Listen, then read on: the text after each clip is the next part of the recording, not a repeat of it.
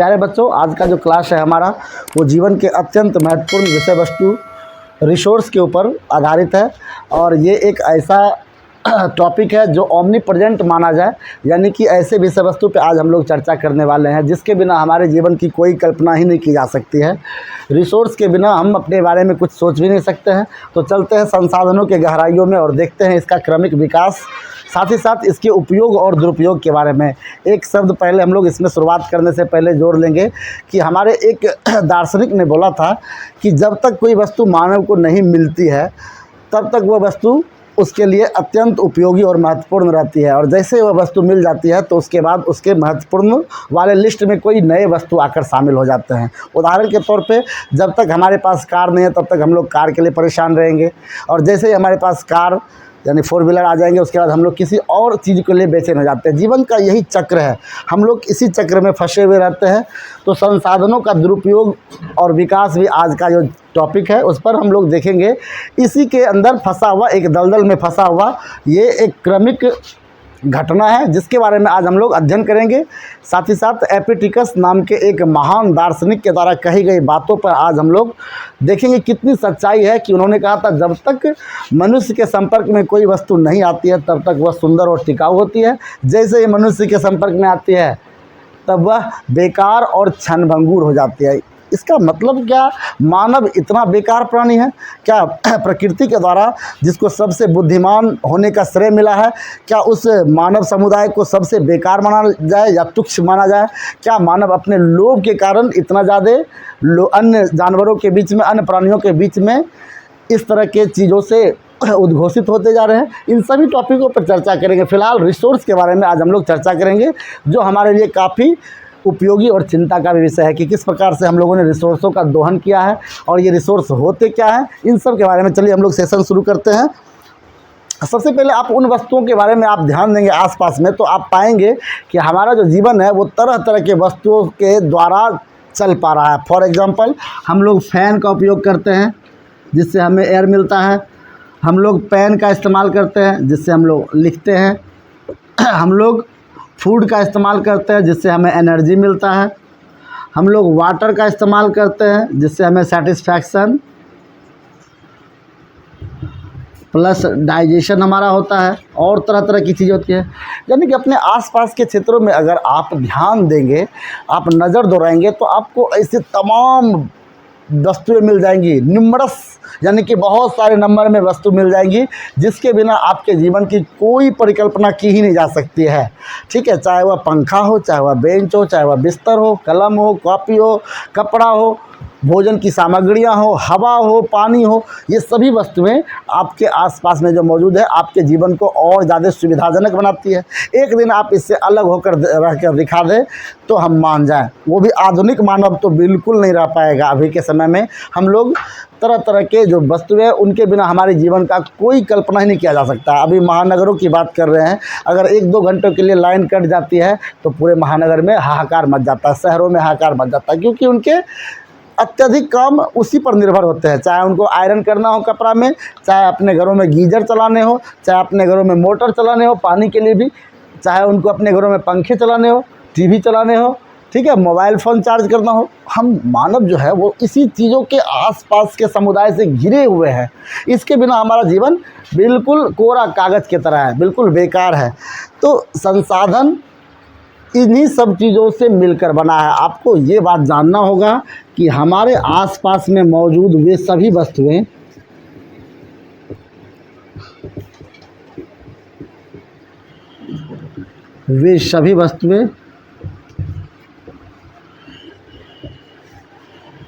ज़रा गौर फरमाइएगा इस बात पर, हम जो अभी आपको बताना चाह रहे हैं उनके बारे में, जो हमारी नीड को फुलफिल करें तथा जिसे हम टेक्नोलॉजी के द्वारा यूटिलाइज कर पाए। मेरी बातों को समझने का प्रयास कीजिएगा, ठीक है। अगर हमको हवा चाहिए है तो हमको हवा के लिए क्या करना पड़ता है, प्राकृतिक हवा लेना है तो हम पेड़ के पास जाके बैठते हैं। लेकिन अगर आपको कृत्रिम हवा लेने होते हैं तो आप कूलर के पास, पंखे के पास, एसी के पास बैठते हैं। उसके लिए हमें पंखे बनाने होंगे, हमारे मानव समुदाय में से किसी ने उसे बनाया होगा, या कूलर के पास अगर बैठते हैं तो कूलर भी बनाना पड़ा होगा, एसी बनाना पड़ा होगा। यानी कि धरती पे मौजूद वे सभी वस्तुएं, ठीक है, जिसे हम विभिन्न प्रकार के टेक्नोलॉजी के मदद से क्या कर सके, उपयोग में ला सके, जो हमारे नीड को पूरा कर सके, ठीक है, वे सभी संसाधन कहलाएंगे, ठीक है। फॉर एग्जांपल हम एक एग्जांपल आपको देना चाह रहे हैं कि अभी आपके आसपास में किसी जगह पर यूरेनियम होने के संकेत मिल जाएं आपको, ठीक है। यूरेनियम एक दुर्लभ तत्व है जो कि रेडियो एक्टिव भी बोला जाता है। एक ऐसा पदार्थ जिसे आप खुले वातावरण में छोड़ दें, कुछ समय बाद आए तो वह वातावरण में ही मिल जाएगा, ठीक है। तो ऐसे पदार्थ है रेडियो एक्टिव तत्व इसे कहते हैं, ठीक है। और इस तरह के पदार्थ पूरे वर्ल्ड में काफ़ी कम मात्रा में पाए गए हैं। ऑस्ट्रेलिया में पाए गए हैं, भारत के कुछ हिस्से जैसे पश्चिमी सिंहभूमि और पूर्वी सिंहभूमि, 2 डिस्ट्रिक्ट है झारखंड का, वहाँ पर थोड़े बहुत पाए जाते हैं। तो यूरेनियम जो है इसके बारे में हमें ये पता चल जाए कि अगर बगल में कहीं मिल रहा है, वो यूरेनियम के खदान हैं, लेकिन उसको निकालने के तरीके मालूम ना हो हमें, कैसे निकाला जाए, और साथ ही साथ उसे उपयोग करने के तरीके ना मालूम हो, तो क्या हो, वो हमारे लिए संसाधन है? बिल्कुल संसाधन नहीं होगा वो, ठीक है। यानी कि संसाधन हम उसे ही कहेंगे जो हमारे नीड को फुलफिल करे। उसके लिए हमें टेक्नोलॉजी का यूज़ करना पड़े या बगैर टेक्नोलॉजी का भी वो हमारे यूज में आ जाए, वो संसाधन कहलाएंगे। अपने आसपास में ऐसी कई चीज़ें आप देखते होंगे जो कि संसाधन के रूप में आपके सामने दिखते हैं, जैसे कि दूध को एक संसाधन माना जा सकता है, मिट्टी को संसाधन माना जा सकता है, कलम को संसाधन माना जा सकता है, पानी को संसाधन माना जा सकता है, किताब को भी संसाधन माना जा सकता है। हम मानव समुदाय भी एक प्रकार का क्या है, संसाधन ही है।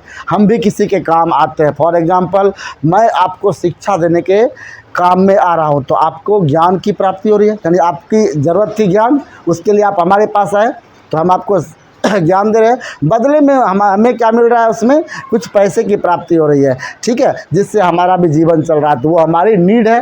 तो दोनों एक दूसरे के लिए क्या है, संसाधन है। पूरा का पूरा मानव समुदाय जो है वो सबसे बड़ा संसाधन है। कोई दूध बेचता है, कोई मोबाइल ठीक करता है, कोई चिकित्सा का काम करता है, कोई इंजीनियरिंग का काम करते हैं, कोई प्लम्बर का काम करते हैं, सभी एक दूसरे के ज़रूरत में काम आते हैं। इसीलिए मानव से बड़ा संसाधन किसी को नहीं कहा गया है। ह्यूमन इज़ द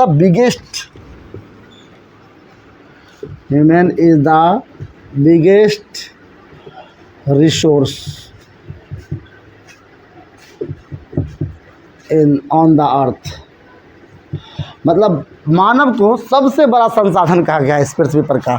यूँ तो कई तरह के संसाधन मौजूद हैं, लेकिन इससे बड़ा संसाधन कोई नहीं है, ठीक है। ये अपने में एक दूसरे से विभिन्न प्रकार के चीज़ों को यूज कर संसाधन का एक जरिया बन जाता है, ठीक है। अच्छा, इस आधार पे हम यह भी कह सकते हैं कि कुछ पदार्थ ऐसे हैं जो हमारे लिए अत्यंत उपयोगी हैं और कुछ पदार्थ ऐसे हैं जिसका हमारे जीवन में कोई उपयोग है ही नहीं। फॉर एग्ज़ाम्पल, हम देखते हैं, है ही नहीं करने का मतलब उसको अलग वे में पोर्ट्रे नहीं करना है। कुछ ऐसे पदार्थ हैं जिसे हम लोग कहते हैं कि ये कंपलसरी है,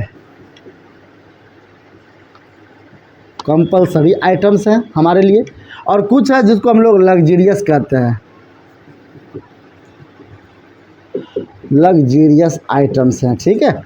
थोड़ा स्पेलिंग देख लीजिए लग्जीरियस का, अपना देख लेना है। कंपलसरी करने का मतलब है कि अनिवार्य वस्तुएं भी हैं हमारे आसपास में, संसाधन के रूप में अनिवार्य वस्तु, और ये ऐशो आराम के वस्तु हैं।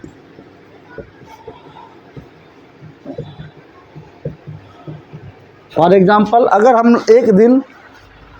हम लोग को एयर ना मिले तो हमारा कल्पना नहीं किया जा सकता है। अगर वाटर ना मिले तो हमारा कल्पना नहीं किया जा सकता है। अगर फूड ना मिले हमारी कल्पना नहीं की जा सकती है, ठीक है। अगर रहने को स्थान ना मिले हमें दिक्कतें होंगी। ये सब क्या है, अनिवार्य वस्तु है। नमक ना मिले, चीनी ना मिले, ये सब हमारे जीवन के लिए अत्यंत इम्पोर्टेंट चीज़ें हैं। तेल ना मिले, ठीक है, चावल ना मिले, गेहूँ ना मिले, कपड़ा ना मिले, ये सब हमारे जीवन के लिए अत्यंत उपयोगी चीज़ें हैं, ठीक है, अनिवार्य वस्तुएं हैं। इन सब का अगर दाम बढ़ेगा तो सरकार में हाहाकार मचेगी, ठीक है, आम जनता त्रस्त हो जाता है। इस बार का जो वोटिंग होने वाला है, अभी जो वोटिंग हो भी रहा है, उसके लिए यही सब बेसिक स्टैंडर्ड यहाँ पर एक बेंचमार्क के रूप में सेट किया गया कि आप जो वोट देने जा रहे हैं वो किस आधार पर वोट दे रहे हैं। आपके यहाँ आपके अनिवार्य वस्तुओं की कीमतों में क्या इजाफा भी हुआ है, उसके मूल्यों में? अगर आप उससे त्रस्त हैं तो सोच समझ कर वोट दें। क्या कारण है कि आपके देश में 400 रुपये 300 रुपये से गैस जो था वो अब 900 रुपये तक पहुंच चुका है, कभी कभी तो 1100-1200 भी हो जा रहा है। क्या कारण है कि पेट्रोल डीजल जो कि 80 रुपये मिलते थे अभी वो आपको 105 से 110 तक गए हैं? क्या कारण है? क्या महंगाई इतनी क्यों बढ़ रहे हैं? जनसंख्या तो एक और प्रेशर डाल ही रहा है, वो तो ओमनीप्रेजेंट प्रेशर डालने वाला है, लेकिन क्या इसके अलावा कोई और भी फैक्टर है? क्या महंगाई बढ़ाने में सरकार जो है वो अपनी नीति के ऊपर काम सही से नहीं कर पा रहे हैं? क्या उनके जो हर साल के बजट निकलते हैं उस पर उन्होंने सही तरीके से व्यापक तौर पर अनुभव के साथ कार्य नहीं किया है? तभी हमें इतने सारे परेशानियों का सामना करना पड़ता है। कभी दाल का दाम बढ़ता है, कभी प्याज 100 रुपये हो जाते हैं। तो इस तरह के आर्थिक संकट हम लोगों के आम जनता के ऊपर आते हैं, क्योंकि जनरली जो है हमारे पूरे भारत में वो मात्र 20% लोग जो है वो अमीर हैं, 80% लोग जो है वो क्या है, बिल्कुल गरीब और मीडियम कैटेगरी वाले हैं। ठीक है ना, ये मीडियम कैटेगरी वाले हैं। ठीक है, इन लोगों के जीवन पे प्रभाव हर क्षण पड़ता है। अगर गैस का दाम गलती से 900 से 950 भी होता है तब भी बेचारे को मार पड़ती है, बेचारे बड़े परेशान होते हैं कि यार 50 रुपये बढ़ गए, हमारा बजट गड़बड़ाने वाला है। तो क्या कारण है, ऐसी कौन सी दिक्कतें होती हैं? तो इस पर ध्यान देना है कि ये सभी अनिवार्य वस्तुओं के लिए ही बेचारे लड़ते हैं, इनको लग्जरियस आइटम से कोई मतलब नहीं है। अच्छा, लग्जरियस आइटम क्या होता है ये देखते हैं। देखिए, परफ्यूम हो गया,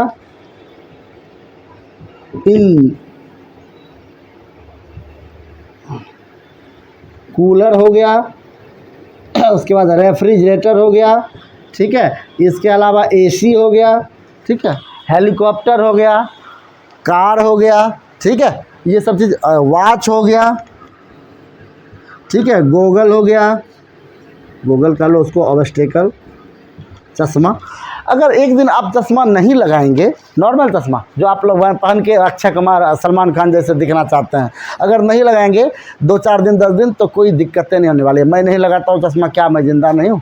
लेकिन अगर 10 दिन कहा जाए आपको नमक नहीं खाने, आप बैठ जाइएगा, आप धरती धर लीजिएगा, आपको परेशानी आ जाएगी। आपके शरीर का जो बीपी है, ब्लड प्रेशर, वो आपको परेशान करने लगेगा। अगर आपको 10 दिन कहा जाए कि हवा नहीं देंगे, ख़त्म कहानी, आपकी कहानी ख़त्म। फोटो पर माला चढ़ा के सब फूल चढ़ाएंगे, बोलेंगे अच्छे आदमी थे, निकल लिए फुर्सत में, ठीक है। लेकिन आप 10 दिन परफ्यूम नहीं लगाएंगे, कहीं कोई दिक्कत नहीं है।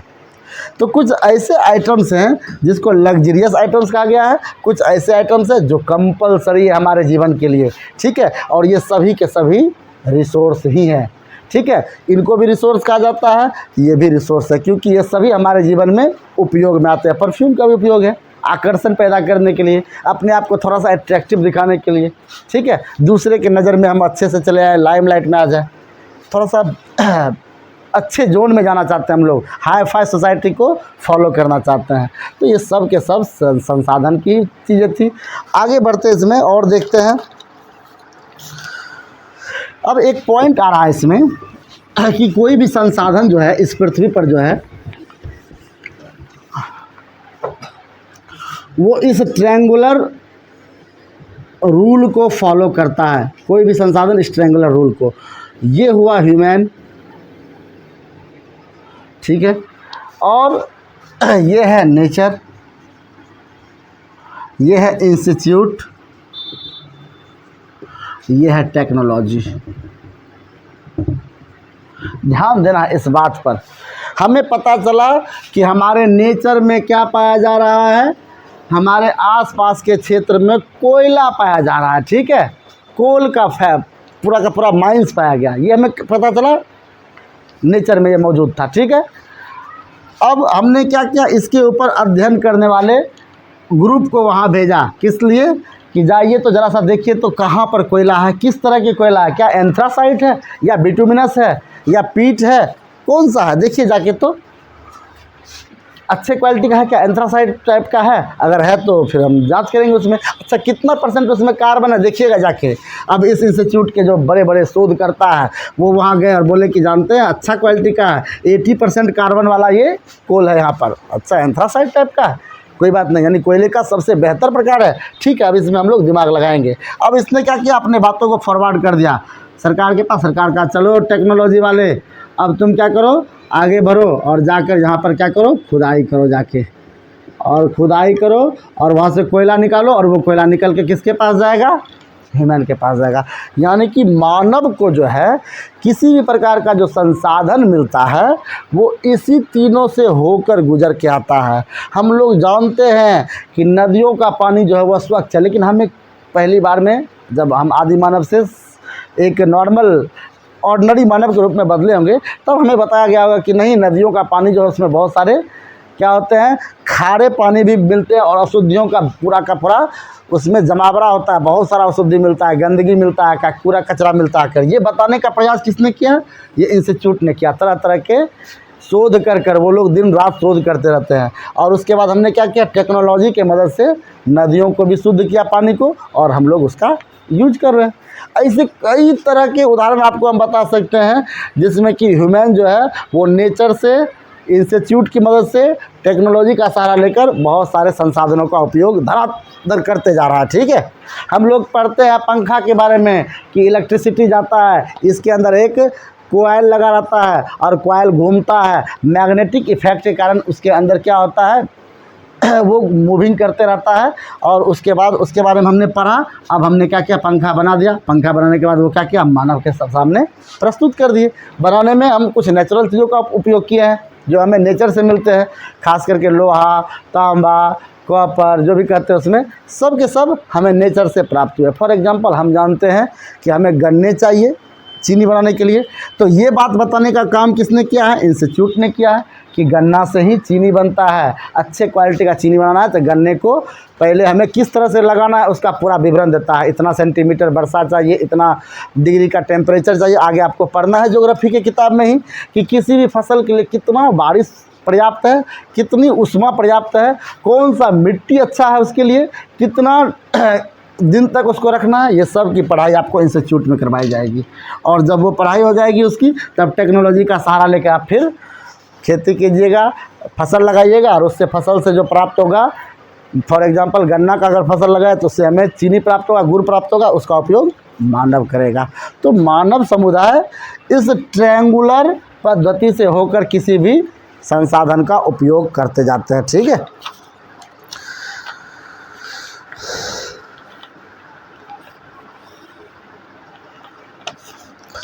चलिए अगला, हम ज़्यादा समय आपका नहीं लेंगे इसमें। अब हम लोग ज़रा सा इसमें देख लेते हैं, संसाधनों के ऊपर तो खूब सारी चर्चाएं हो गई। अब देखते हैं कि इसका क्लासिफिकेशन कैसे किया गया है। Classification of resources. देखिए संसाधनों को दो भागों में बांटा गया है। सबसे पहले एक बांटा गया है इसको नेचुरल, ठीक है। दूसरा इसको बांटा गया है ह्यूमन मेड। इसी को हम लोग आर्टिफिशियल भी कह सकते हैं, कृत्रिम कह सकते हैं। ठीक है, नेचुरल में हम लोग देख लेते, अच्छा इसी का दूसरा नाम भी सुन लेते हैं इसमें ज़रा सा। नेचुरल के दो भागों में जो पहले हैं, एक है बायोटिक, दूसरा ए बायोटिक। ठीक है,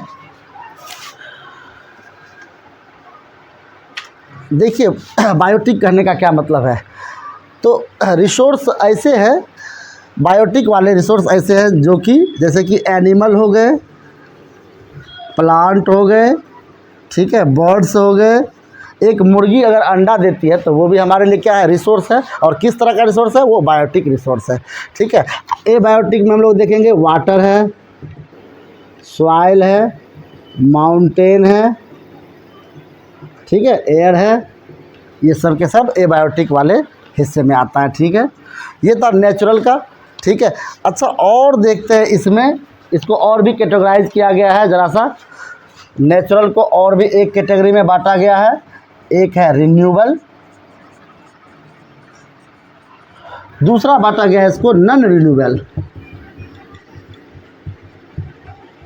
आपने कई ऐसे रिसोर्स देखे होंगे जिसको कि एक बार यूज कर लिया तो फिर उसको हम दोबारा यूज नहीं कर सकते हैं, ठीक है। फॉर एग्जांपल बहुत सारे चीज़ें हैं, जैसे प्लास्टिक बैग का आप यूज करते हैं, जो भी 20 माइक्रोन से कम का प्लास्टिक है वो तो गल जाएगा, जो 20 माइक्रोन से ऊपर का प्लास्टिक है वो सब आसानी से हमारे आसपास में जब हम फेंक देते हैं तो वो गलता नहीं है।